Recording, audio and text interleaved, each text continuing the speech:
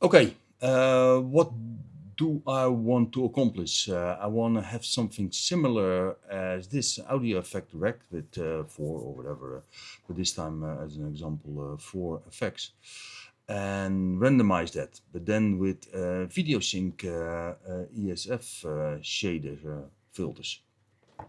But I'll show you. Here you see it works perfectly with the chain selector. Is randomized with this LFO, and we have some sound then, and it goes through the filters in a randomized order. So let's try to do that with the VideoSync object. First, we get a video. We get a video from samples, travel, throw it in here. Okay, expand it for the whole loop.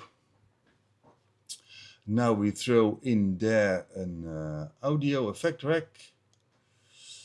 Okay, and then we throw in an ESF shader. Then we open up ESF and drop 3 more ESF shaders in there. Okay. And now add nice add a filter to the first one. Okay, there's a nice one. Let's put the driver at 50%. Switch this layer off, otherwise you can't see the layer underneath.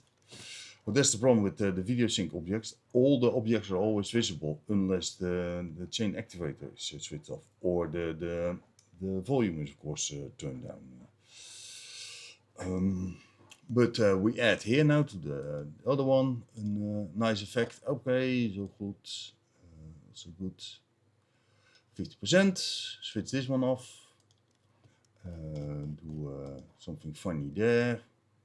Dry wet. Also good. Do something here. What can we do?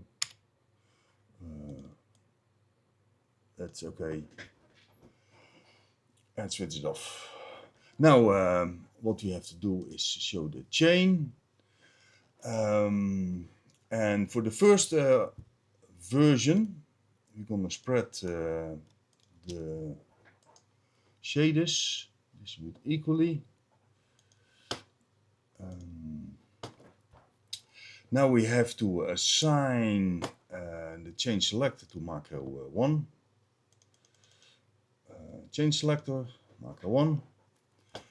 And now one by one, doing the chain activator, assign that to the chain selector. Chain selector, chain selector, chain selector. Okay, but now we have to change the values of the chain selectors. The first one is from 0 to 31. 0 to 31. The second is from 31 to 62, 63, 63. The 64 till 96, if I'm not mistaken. 95. 95, and this one is 96 to 127. Okay, and now we can select through the filters with the selector, and of course then also with an LFO. Do LFO, mode, sine wave, random. Do 16 map to this one, and there we go.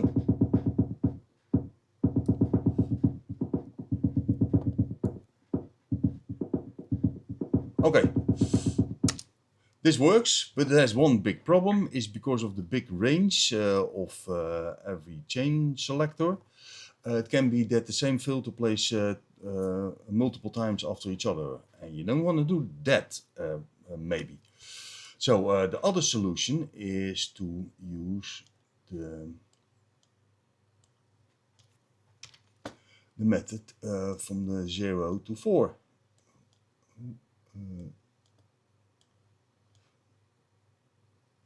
There's a bit of a gamble here. That one there. That one there.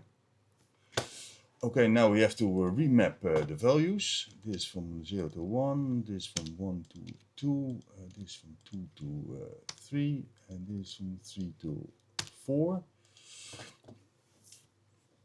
And but now you see that this value is way too big, so change that.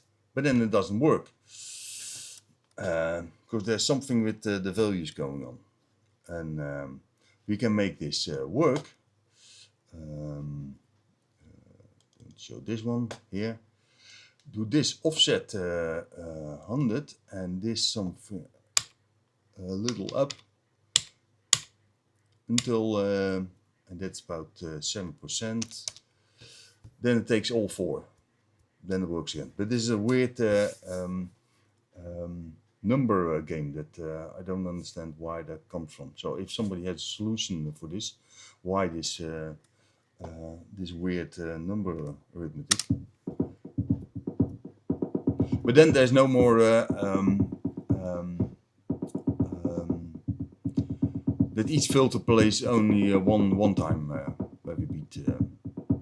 Okay, so 2 solutions, both with advantages and disadvantages. Okay, cheers.